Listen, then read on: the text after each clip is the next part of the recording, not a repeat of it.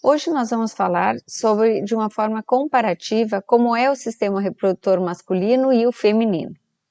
Depois de acessar o material de ambos os sistemas, hoje nós vamos analisar comparativamente os dois sistemas, as células e como funcionam essas células dentro dos órgãos dos sistemas reprodutores. No sistema reprodutor masculino, ele é composto pelos testículos, que ficam na maioria das vezes dentro da bolsa escrotal, que é uma prega de pele, onde os testículos são revestidos por uma túnica de tecido conjuntivo denso não modelado, chamado de túnica albugínea. E ela protege os órgãos da temperatura e também de possíveis traumatismos mecânicos. Bom, além dos testículos, o reprodutor masculino é composto de ductos excretórios, chamados de intratesticulares, enquanto eles ainda estão dentro dos testículos, e extratesticulares à medida que eles partem dos testículos. Adicionalmente, existem também no reprodutor masculino glândulas acessórias, chamadas, que liberam a sua secreção, que é importantíssima para a vitalidade dos espermatozoides, junto com a liberação dos próprios espermatozoides. E por fim, o órgão por onde esses espermatozoides chegam ao meio exterior, que é o pênis, um órgão incomum do sistema urinário e do sistema reprodutor masculino. Agora vamos ver no reprodutor feminino. Ele é composto por 2 ovários, 2 trompas, ou também chamadas de tubas uterinas ou oviduto, um útero, uma vagina e uma vulva, também a forma exterior. Na vulva, na vagina, nós vamos verificar que é onde também se descarrega o meato urinário, onde a urina é liberada no meio exterior. Então, nesse comparativo, vamos olhar um pouquinho. Aqui a gente tem um testículo e aqui um ovário. O testículo, ele vai ser protegido por essa túnica albugínea, que é essa camada aqui grossa de tecido conjuntivo, e dentro dele ele tem inúmeros compartimentos, certo? Chamados então de lobos testiculares. Cada um desses lobos vai apresentar um túbulo seminífero todo tortuoso. Nesse túbulo seminífero que as células espermatogênicas irão amadurecer e se tornarem espermatozoides. Além disso, existem outros ductos dentro ainda do testículo, que são os ductos excretórios intratesticulares. Eles vão estar aqui, eles vão estar aqui e eles vão estar aqui, certo? Também, já fora do testículo, mas dentro da bolsa da túnica albugínea, existe essa outra região aqui, que é denominada de epidídimo. Lá, os espermatozoides acabam seu amadurecimento e estão aptos a fecundar e a se movimentarem também no sistema reprodutor feminino. Na verdade, a partir do epidídimo, eles estarão com o movimento e com a sua morfologia completa. Porque aptos a fecundar, eles necessariamente precisam passar por um processo que se chama de capacitação espermática, que na verdade é a ativação das enzimas da sua região cefálica, dos espermatozoides. E aí, com isso, eles conseguem romper camadas dos ovócitos para unirem para o núcleo feminino e para o núcleo masculino. Nos ovários, que são os órgãos onde as células germinativas femininas amadurecem, nós encontramos uma morfologia bem diferente. Nos ovários nós temos uma região central, que é a medular, composta basicamente por vasos sanguíneos, e arteriais e venosos, e alguns linfáticos. E na região, toda essa região aqui chamada de cortical, exterior, inúmeros folículos ovarianos, tá? Então, região medular, formada por artérias e veias, região cortical, predominantemente com folículos ovarianos. E esses folículos ovarianos vão amadurecendo a cada ciclo estral, tá? A cada ciclo mensal, ou dependendo da espécie, mensal ou estacional, ou da estação. Reparem que o que é liberado é só essa célula aqui chamada de ovócito. Então, todas as outras apresentações dela representam folículos em amadurecimento. Tá? A partir da puberdade, esses folículos entram em crescimento, chamado de crescimento folicular. Vamos dar uma olhadinha, então, essas diferenças ainda entre os testículos e os ovários. Eles ficam dentro da bolsa escrotal, né, que é uma prega de pele. Abaixo da pele tem a túnica albugínea, que é uma cápsula de tecido conjuntivo, que é ela que se enraiza para dentro do testículo, dividindo ele naqueles compartimentos chamados de lóbulos. Tá? Dentro de cada lóbulo, a gente tem de 1 a 4 túbulos seminíferos, todos tortuosos, todos torcidos lá dentro. E o epitélio, no epitélio desses túbulos seminíferos é que nós vamos ver as células espermatogênicas em amadurecimento. Tá?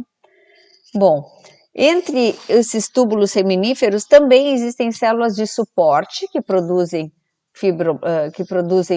fibras colágenas e elásticas, e também células que auxiliam na maturação dos espermatozoides por serem células secretoras do principal hormônio reprodutor masculino, que é a testosterona.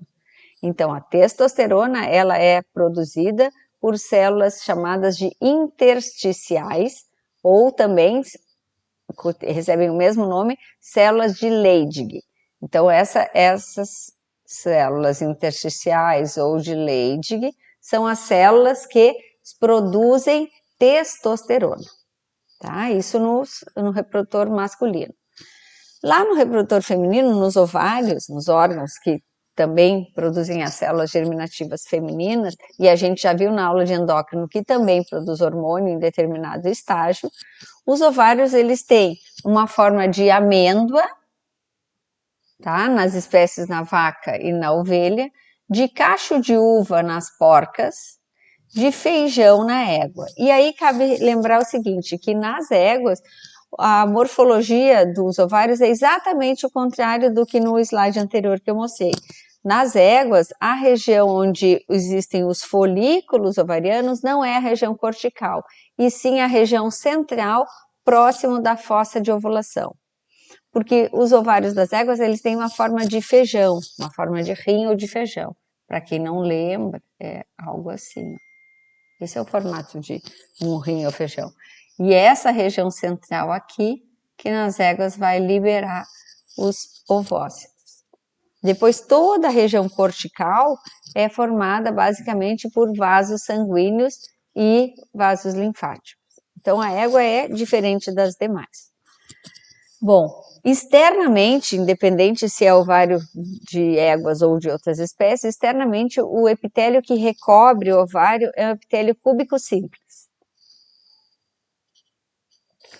que fica abaixo de uma túnica conjuntiva, que é a mesma túnica albugínea. Então tem o mesmo nome, túnica albugínea nos testículos e túnica albugínea nos ovários.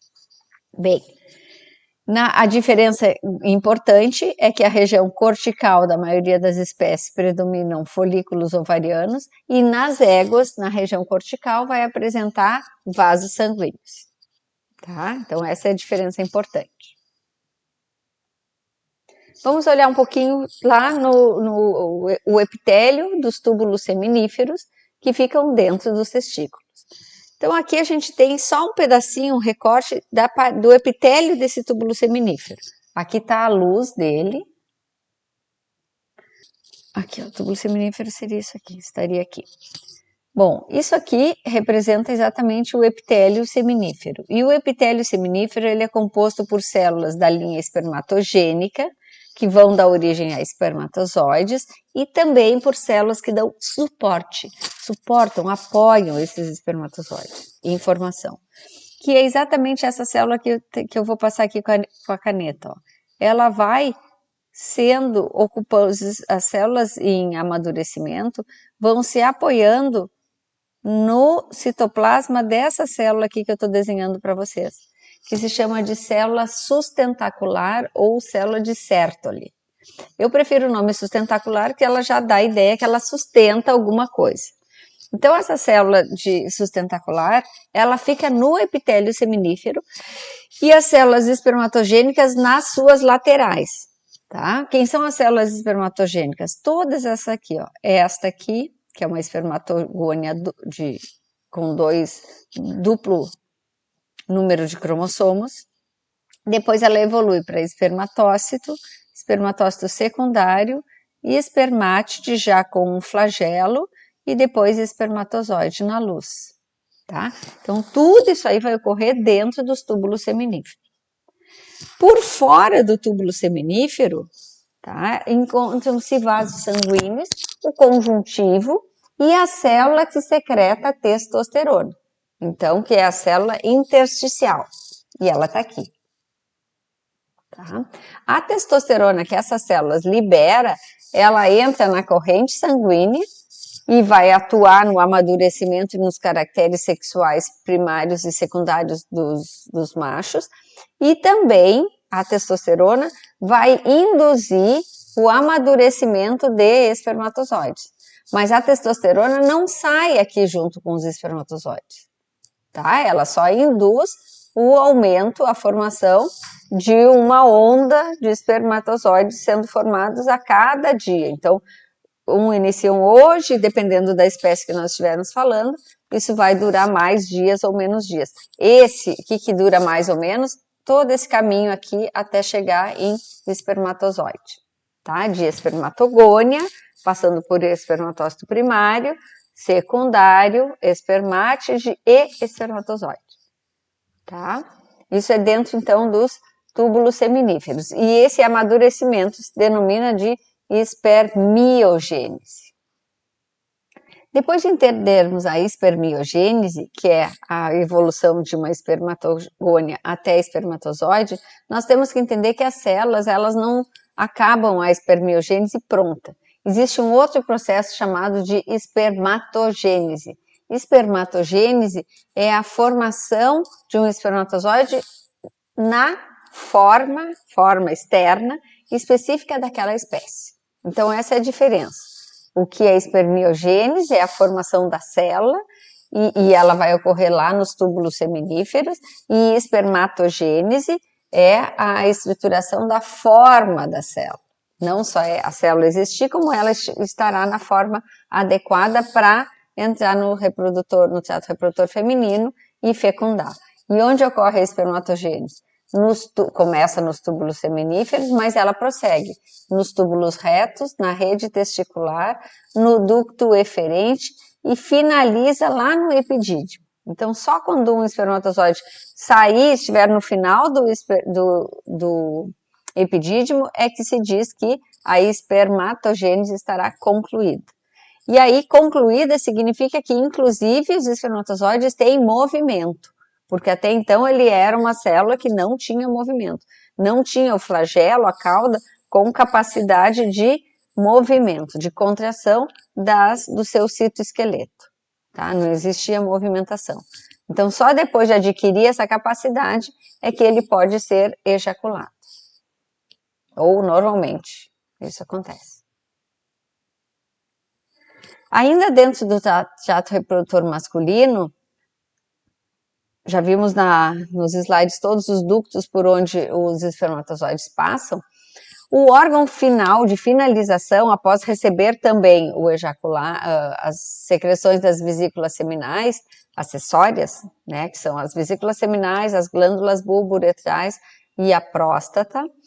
O ejaculado, e aí sim o sêmen, que é o conjunto dos espermatozoides com essas secreções das glândulas acessórias, é liberado após um estímulo nervoso pelo pênis e mais especificamente pela ereção, pelo preenchimento de todos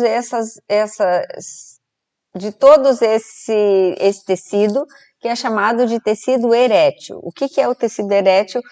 Faz parte dos corpos cavernosos do pênis. São regiões onde se preenchem, é tecido conjuntivo que se preenche com sangue venoso após após o relaxamento das veias pudendas. Então, o sangue não passa por aqui normalmente, vai o sangue vai nutrir outras células do pênis, mas ele não passa, ele fica na virilha. Quando essas veias pudendas relaxam, o sangue penetra, e aí sobre estímulo nervoso é que o sangue penetra e é responsável pela ereção do pênis. Bom, mas a ejaculação em si não sai por essa região aqui, não é liberada por essa região que fica ereta, e sim é liberada pelo corpo esponjoso do pênis. E o corpo esponjoso é a região ventral, e mais especificamente onde é que sai o ejaculado, pela uretra peniana. Então, a uretra peniana, ela vai receber também a urina e vai receber o ejaculado. Nunca vai liberar as duas secreções juntas, a urina e o ejaculado. São situações diferentes, tá? Agora vamos dar uma olhadinha isso lá no reprodutor feminino. No reprodutor feminino, aquele crescimento ovariano que se dá após a puberdade, ele responde a ondas hormonais. E ondas hormonais dos dois hormônios que vêm dos hormônios que são liberados pela adenohipófise. Que hormônios são esses? O LH e o FSH, tá? O LH é o hormônio luteinizante e o FSH o hormônio folículo estimulante. Então, cada uma das fêmeas que nascem, dependendo da espécie, se estima que elas têm 80 mil folículos primordiais ao nascer. E gradativamente isso vai sendo degradado e entrando em atrofia até o final da vida. No início, todos os ovários as fêmeas já nascem com milhares, então, de estruturas chamadas de ovogônias. E essas ovogônias evoluem, se organizam para folículos primordiais. O que são folículos primordiais? Ele é composto pela célula germinativa aqui no meio e por células planas ao redor. Essas células planas, à medida que entra em estímulo de crescimento pela liberação do FSH lá da adenohipófise, esse FSH atua estimulando que vários folículos entrem em amadurecimento. Então, aqui a gente tem vários folículos desse estágio amadurecendo para folículos primários. Folículo primário, ele é composto da mesma célula germinativa, chamada de ovócito, e de células ao redor, que antes eram planas, quando folículo primordial, e agora, como folículo primário, elas são células cúbicas. Então, as mesmas células que se organizam, entram em divisão celular, aumentam o número de células e se diferenciam em células cúbicas. Seguindo a ação hormonal, esse folículo primário, vários deles seguem para folículos secundários. Folículos secundários são folículos que já têm na sua estrutura mais de uma camada de célula cúbica ao redor do ovócito e que gradativamente vai também acontecendo uma organização do estroma das células de sustentação dentro do ovário. Então aqui a gente já pode ver que tem essa membrana aqui, tá? Essa linha preta ao redor. E ela vai seguir até aqui e vai seguir aqui até aqui. Bem, dos folículos secundários que vão amadurecendo, eles vão se organizando, essas células que eram cúbicas, vão se organizando e entrando em divisão celular, e os primeiros folículos que conseguem secretar também um hormônio chamado de estrogênio, por essa camada aqui externa ao folículo, tá? Essa camada externa ao folículo, libera estrogênio e esse estrogênio é responsável pela paralisia dos folículos que vêm atrás. Então, se tiver algum folículo que chega aqui atrasadinho nessa evolução, ele vai ser parado, barrado, ele para de crescer o estrogênio, vai fazer com que folículos parem de crescer os que vêm mais atrasados. Então, com isso, vários folículos dão a partida a cada onda hormonal, vários folículos primordiais dão a partida do crescimento, mas nem todos chegam a ovular. Na maioria dos casos, raríssimos chegam a ovular. São 1, 2, dependendo da espécie. A gente vai falando de multíparas, aí são 4, 12, né? Falando em suínos, por exemplo.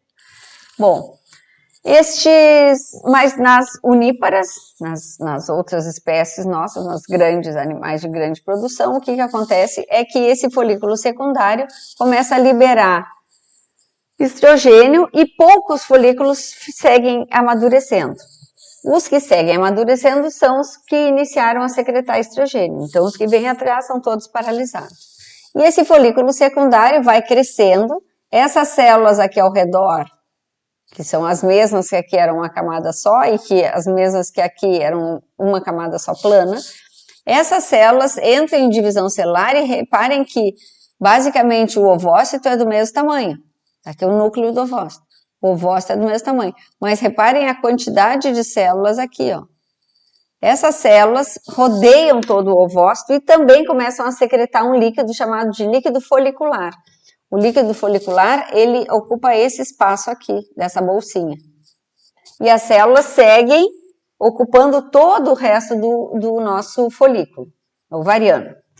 Gradativamente, essas células vão ficando só ao redor, na região externa aqui do folículo e também ao redor aqui do nosso ovócito, tá? E reparem que aqui a quantidade de líquido aumenta muito.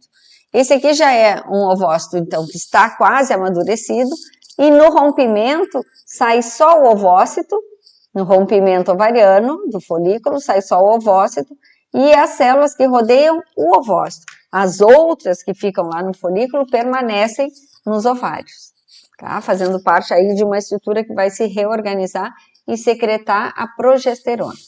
Então, vamos adiante. Aqui tinha, né, aqui mostra que vários folículos entram em amadurecimento, mas que um só chega a um folículo maduro.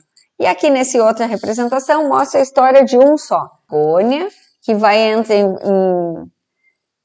em crescimento até um folículo primário, secundário, em desenvolvimento. Reparem que as células aqui ficam algumas ao redor do ovócito e outras lá na periferia. E aí, ocupando aqui, secretando esse líquido folicular, que é responsável por aumentar de tamanho. E isso vai chegando na região periférica do ovário. Se fosse égua, ia chegar lá na fossa ovulatória, mas aqui nós estamos falando das outras espécies. Isso vai se aproximando da túnica albugínea aqui do ovário e vai liberar gradativamente por um pico do hormônio chamado de LH, lá da adenohipófise, vai liberar só o ovócito e poucas células ao redor, tá? O resto fica dentro do ovário. Então, é isso aqui que vai para o trato reprodutor feminino, tá? O ovócito e essas células. Essas células são chamadas de células da coroa radiata, tá? As que ficam ao redor do ovócito. Isso vai, na maioria das espécies, vai junto. Só, se não me engano, nas fêmeas bovinas, nas vacas, é que é liberado só o ovócito. As células são perdidas, as células da coroa radiata. Bom, as que ficam dentro do ovário, toda essa outra estrutura aqui que fica dentro do ovário, são também as células, essas células foliculares, mas que vão ficar dentro do resto do folículo ovariano. Então, o folículo ovariano ele não é liberado todo a cada ovulação. Só o que é liberado é o ovócito e as células da coroa radiata. As outras células foliculares que ficam dentro do ovário, elas se organizam, mudam a sua arquitetura, não secretam mais o líquido folicular, mas sim agora se organizam e começam a secretar progesterona. Em uma organização arredondada, que se enche de sangue num primeiro momento, pelo rompimento aqui da parede do ovário, mas que depois se organiza ao redor de um coágulo, numa estrutura branca que se chama de corpo lúteo, tá? Então, por isso, esse corpo lúteo ele se mantém secretando progesterona até que haja ou não uma implantação. E aí, como nós já falamos lá na aula de sistema endócrino, essa progesterona é liberada com o intuito de fazer crescer o endométrio uterino. Se não houver implantação, não haverá estímulo para o corpo lúteo se manter secretor de progesterona e o corpo lúteo evolui mais tardiamente, evolui cerca aos 12 dias involui, degrada, atrofia e vai ficando só uma cicatriz dele chamado de corpo albicans, que aí sim é só uma cicatriz e depois vai ser degenerado. Então essa onda aqui de crescimento folicular ocorre em cada ovário alternadamente. Tá? Depois da ovulação, o que resta então dentro do ovário? Aquele corpo lúteo que começa a secretar progesterona. E essa progesterona, ela tem a função de crescimento do epitélio uterino, tá?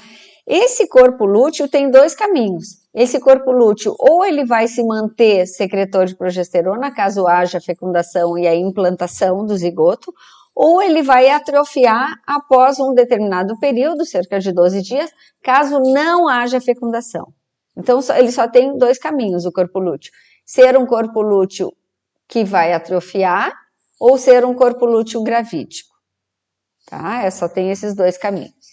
Quando ele há o corpo lúteo gravídico, se chama também de corpo lúteo gestacional.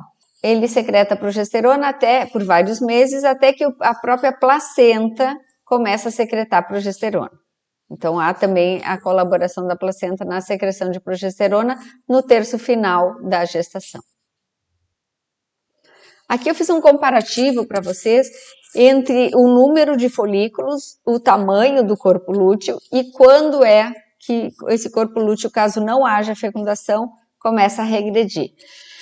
Vaca, ovelha e égua, que são consideradas espécies com 1 a 2 crias por gestação, liberam a cada mês, quando estão ciclando, de 1 a no máximo 4 folículos, tá?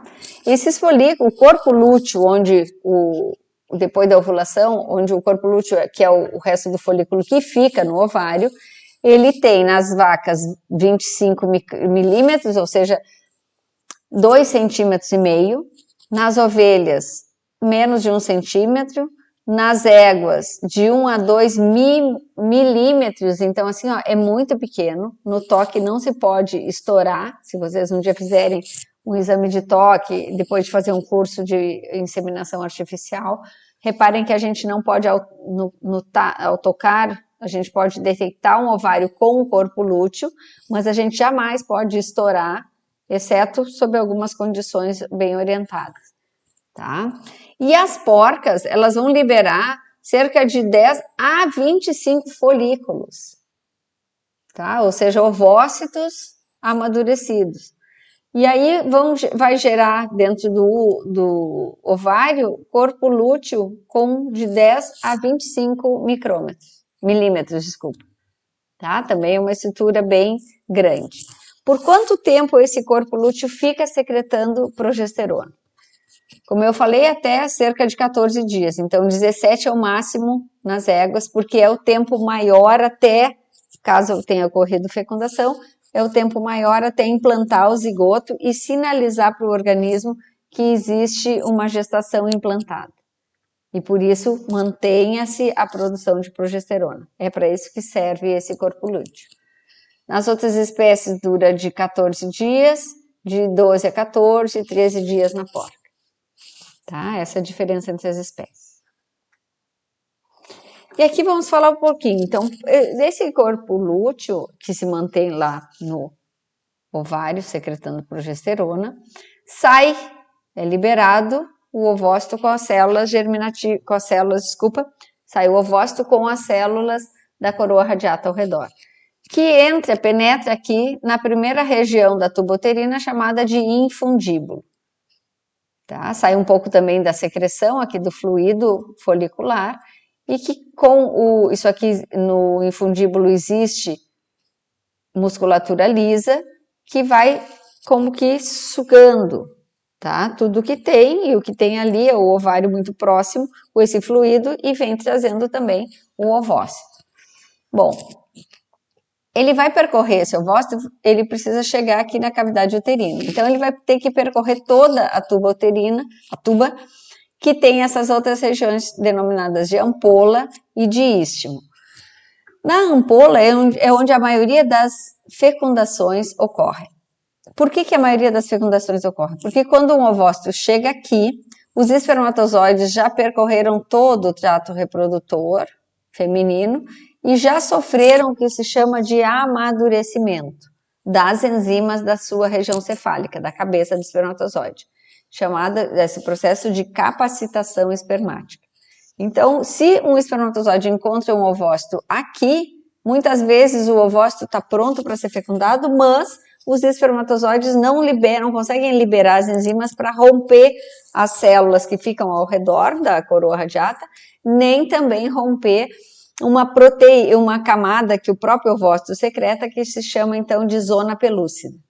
Então, esses espermatozoides têm que estar aptos para romper essas duas camadas, pelo menos, mais a membrana celular do próprio ovócito. Então, por isso que é aqui na ampola, nessa região, que a maioria dos espermatozoides chega lá já com a capacitação espermática tendo sido concluída. E aí ele rompe, né, as células da coroa radiata, essa camada de proteína que é a zona pelúcida e a membrana celular do ovócito. Penetra e começa a divisão celular, até chegar na cavidade uterina. Então, existe também na trompa uterina, um epitélio aqui que facilita um pouco essa capacitação espermática e o trânsito dos espermatozoides, que é um epitélio na trompa chamado de cilíndrico ciliado intermitentemente ciliado. Desculpa, cilíndrico simples intermitentemente ciliado. O que é isso, prof? É um epitélio que é cilíndrico, que algumas células têm cílios e outras não. As que não têm secretam muco. E as que têm cílios têm um movimento de batimento que auxilia os espermatozoides a irem em direção ao ovócito. Bom, reparem também o seguinte, que os espermatozoides, à medida que eles transitam aqui nesse epitélio, olha, está aqui os cílios, essa aqui é uma célula sem cílio que secreta muco. Outra aqui, cheia de cílios. Tá? Então, esses cílios também auxiliam na capacitação espermática, porque a trompa, ela é cheia de pregas, e o epitélio dessas pregas tem muitos cílios, e milhões de espermatozoides percorrem essa trompa. Essa trompa, à medida que o espermatozoide vai encostando nesses cílios, vai ativando as suas enzimas da região cefálica. Então, vai sofrendo o que se chama de capacitação espermática. E o muco, secretado por essas células aqui, né, vai sendo liberado e aumentando o trânsito, facilitando o trânsito dos espermatozoides. Então, na trompa tem esses dois facilitadores, né, processos, estratégias celulares. Aí, isso chega aqui na cavidade uterina, no útero, que ele é o local onde, por ser um local longo, ele também colabora na capacitação espermática, por ele ter muco, né, e ser um local de grande tempo de permanência dos espermatozoides, comparativamente ao cérvix e comparativamente às trompas uterinas. O útero, em algumas espécies, ele é o local de depósito do sêmen. Em que espécies são essas? Na égua, na espécie equina, e na suína. Tá? Então, os machos, eles depositam, em vez de depositar o sêmen aqui, na vagina, eles depositam, o pênis penetra, passa pelo cérvix e é depositado na cavidade uterina. Tá? Nas demais, é depositado lá na vagina. Ele tem 3 regiões, chamadas de corpo uterino, os cornos, que são essa região aqui, e o cérvix, que é a região mais externa. Ele tem 3 camadas, a região mais interna, chamada de endométrio, a região muscular, com musculatura lisa, chamada de miométrio, e é essa que vai responder ao efeito da ocitocina durante o parto, e a camada mais externa é chamada de serose. Tá? Então, externa aqui, serosa, miométrio e endométrio. E é o endométrio que é o sujeito, o alvo daquele hormônio secretado pelo corpo lúteo, da progesterona. Então, enquanto a progesterona estiver sendo secretada, o endométrio, as células do endométrio estarão entrando em divisão celular e aumentando a profundidade das glândulas uterinas, tá? Bem, esse endométrio ele tem duas regiões, uma região que se descama quando para a secreção de progesterona e uma região que nunca se descama, mesmo quando para a secreção de progesterona. Elas são chamadas de região basal, a que não se descama, e a região funcional, a que se descama. Tá? São duas regiões. Então, não se perde todo o endométrio, mas se perde pelo menos 2/3. Perdido significa descamado ou descolado, entre aspas, a cada queda da progesterona. Comparativamente, esse ciclo, o que acontece no ovário, o que acontece no endométrio, de acordo com as taxas hormonais. Então, aqui a gente tem um ciclo, o que acontece nos ovários, o ciclo ovariano, o que acontece no endométrio, aqui, e lá no nível sanguíneo, tá? Que hormônios é que existem. Inicialmente tem uma onda de FSH que vai fazendo o amadurecimento do folículo. Depois, uma onda de estrogênio, que vai, de quem esse estrogênio aqui? Dos folículos que chegam em amadurecimento primeiro, tá? E essa onda de estrogênio vai atuar num pico, né? Vai responder lá na adenohipófise num pico de LH. O LH é responsável, na maioria das espécies, pela liberação do ovócito, tá? Pela ovulação ou ovocitação. E isso vai fazendo com que dentro do endométrio, no útero, aquela camada de tecido epitelial simples cresça. Aqui a gente tem o quê? A lâmina mucosa, tá? A túnica mucosa, e essa túnica mucosa entra em divisão celular, ou seja, o conjuntivo, a lâmina própria de conjuntivo entra em divisão para apoiar um epitélio que está acima dele. E esse epitélio se organiza em glândulas, forma glândulas dentro do endométrio, essas glândulas. Tudo que as células daqui liberarem, que seja muco, sai para a luz do útero. Bom, mas não aqui no ovário, liberou o ovócito e se organiza aqui o corpo lúteo secretor de progesterona. Ó, a onda de progesterona aumenta. Se não aconteceu ovulação, esse corpo lúteo regride para um corpo albicans. E quando a progesterona cai, esta camada toda aqui é desprendida da túnica mucosa do útero. E com isso, em algumas espécies ocorre o sangramento, e em outras espécies ocorre só a liberação de muco. Nas mulheres, esse slide é de humano, nas mulheres ocorre a liberação de sangue junto com esses restos de epitélio e de conjuntivo, que é a menstruação. Então, se a gente fosse olhar, não tem só sangue, tem também restos celulares. E muitas vezes tem até células tronco, tá? Células mesenquimais, não podem se transformar em todas as células do organismo, mas ali tem células tronco que podem ser usadas para cultura celular, nas espécies animais também. Então, libera aqui parte do epitélio, parte do conjuntivo e sangue, da onde o sangue? Desse conjuntivo que é cheio de vasos sanguíneos. Então, daí o que é desprendido a cada ciclo nas fêmeas, caso não haja fecundação e implantação. Desse comparativo, então, mostrou para vocês que o útero aqui ele vai ser liberado, caso não haja implantação, ele libera parte e depois ele se regenera, tá? Regenera aqui crescendo novamente. A cada onda, né, futura de FSH. Amadurece lá os ovários e o útero se recompõe. Aí o outro componente do último, mais externo, parte do útero é o cérvix. E o cérvix é a região mais externa do útero, chamado também de colo uterino. É a região que fica em contato com o meio exterior, e o meio exterior, na verdade, não é o meio exterior do animal, mas sim já a vagina.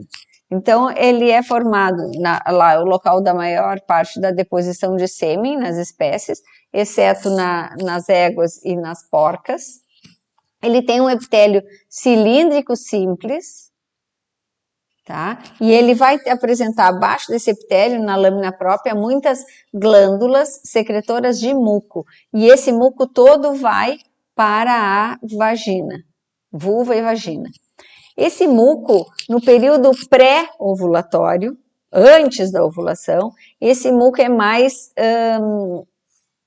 líquido, tá? E esse muco é mais líquido, inclusive, para facilitar a penetração dos espermatozoides. Depois da ovulação, essas glândulas da lâmina própria do cérvix começam a secretar uma secreção mais espessa, formando um tampão cervical. Por que isso? Porque caso tenha ocorrido fecundação, esse muco fecha o cérvix, impedindo a entrada de bactérias. Então, ele faz um tamponamento, ele faz como se fosse uma portinha que se fecha. Fica hermeticamente fechado? Não, não fica. Mas a função é impedir a entrada de bactérias. Tudo isso preservando a espécie. Tá? Então, as glândulas mucosas do cérvix, elas liberam a sua secreção e essa secreção normalmente lubrifica a vagina. Tá?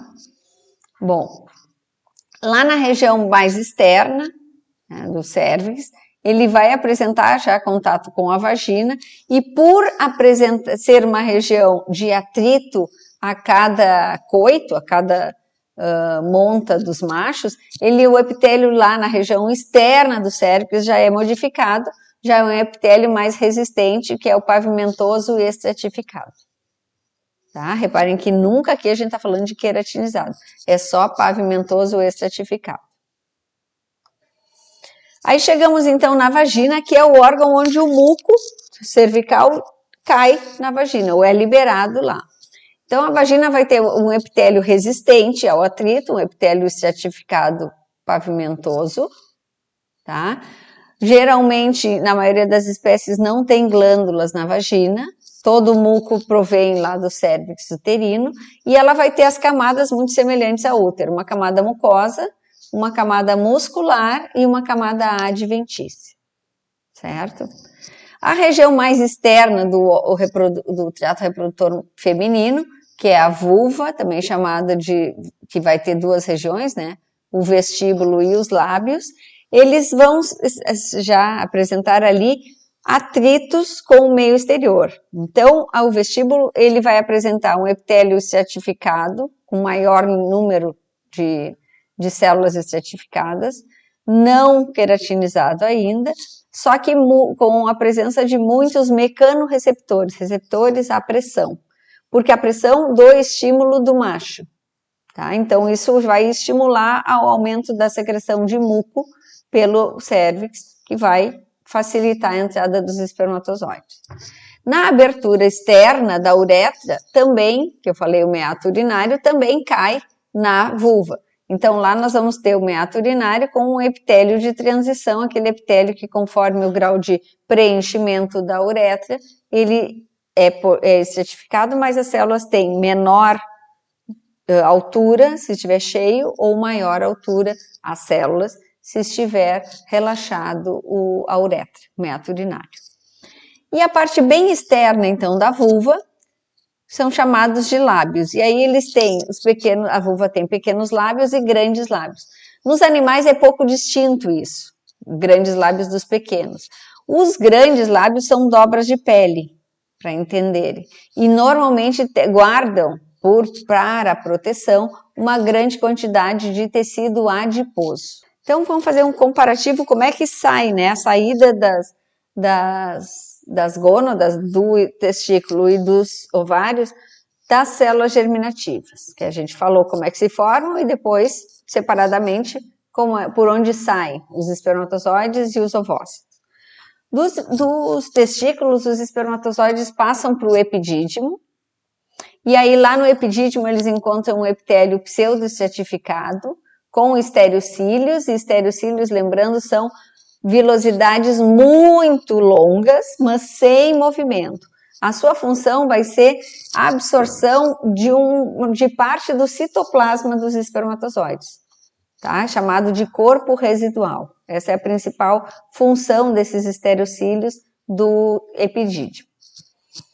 Enquanto isso, vai amadurecendo os espermatozoides, né? Maturando, acabando os processos as últimas etapas da espermatogênese, que é a formação da forma dos espermatozoides.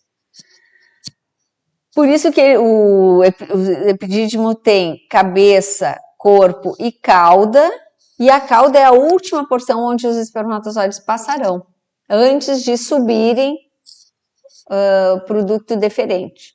Então, quando a gente faz um exame num reprodutor, a gente analisa a formação dos testículos, analisa a formação dos epidídimos e testa, né, se não há nenhum traumatismo no epidídimo, porque havendo, é sinal que aquele reprodutor, nos próximos pelo menos 60 dias, não formará espermatozoides corretamente.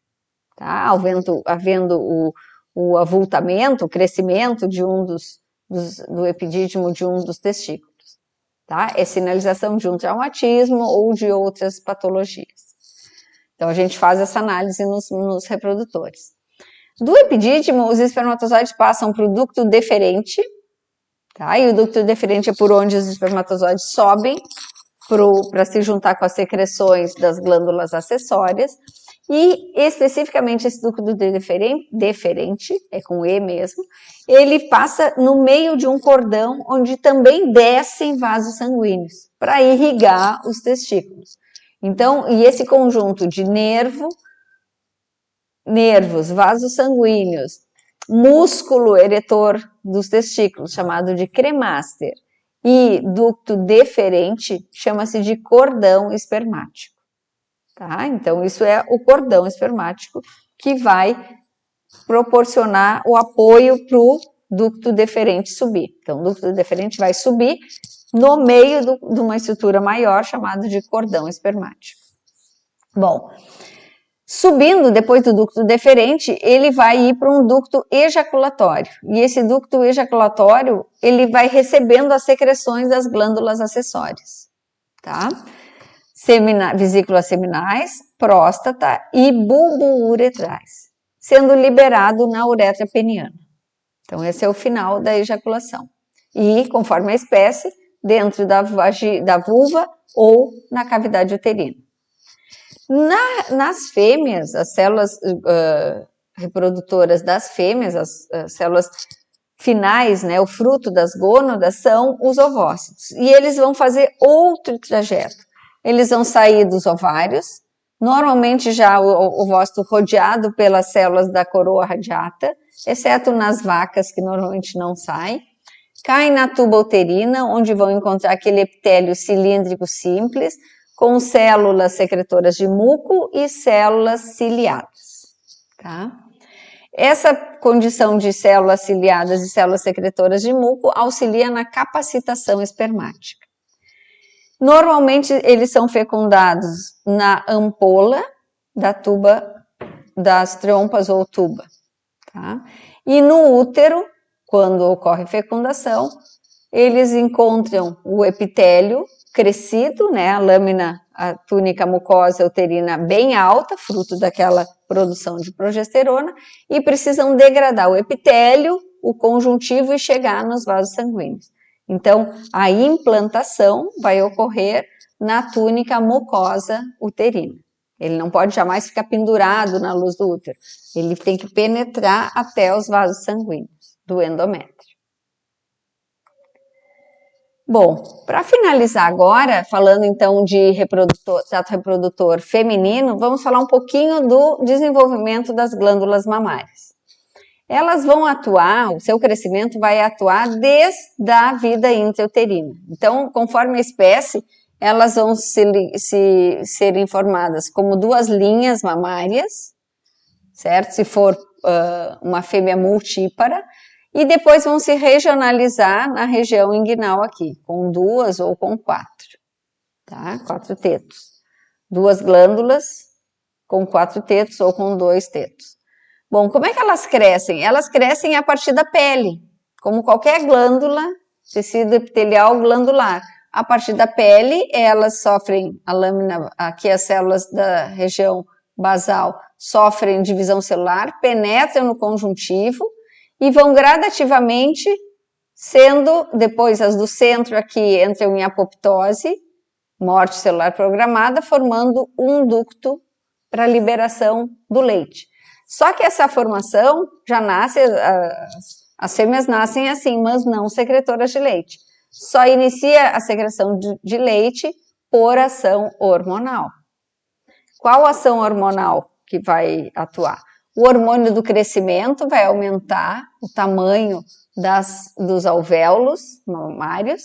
Depois, a ação da prolactina durante a prenhez e a ação da ocitocina para a ejeção do leite. Então, prolactina vai produzir leite e a ocitocina vai liberar o leite, que é o hormônio da descida do leite. Tá? Entre os alvéolos mamários existe muito tecido conjuntivo e dos alvéolos mamários vão convergir, vão se unir num ducto galactóforo, tá? Que é a ponta e que ainda vai depois confluir na papila mamária, que é a ponta da glândula mamária das fêmeas. Então, aqui para vocês entenderem, isso aqui numa fêmea não gestante e isso aqui numa fêmea gestante, prenha. Então, reparem o aumento aqui da quantidade dessas unidades secretoras de leite e isso vai convergir vários para um ducto que vai vir trazendo leite, né, de outros alvéolos e vai convergir aqui no teto da glândula mamária, tá? Então, e essa liberação aqui, existe um anel de tecido muscular liso que tenha receptor para a ocitocina. Então, ele vai abrir, relaxar por ação da ocitocina. Sem ocitocina, muitas vezes, não há descida do leite. Então, muitas vezes as fêmeas ficam com o úbere cheio, mas por algum motivo não há descida do leite, e aí muitas vezes a gente tem que fazer a descida do leite de forma por estímulo hormonal e depois liberar, fazer a retirada do leite.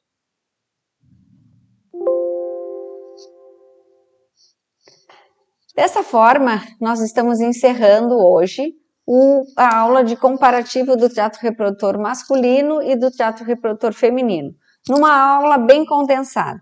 Não esqueçam de acessar os slides dessas duas aulas de forma separada, do reprodutor masculino e do feminino, e estudem para colocar suas ideias no fórum e também para fazer os testes desse conteúdo, certo? Muito obrigada e até o próximo encontro.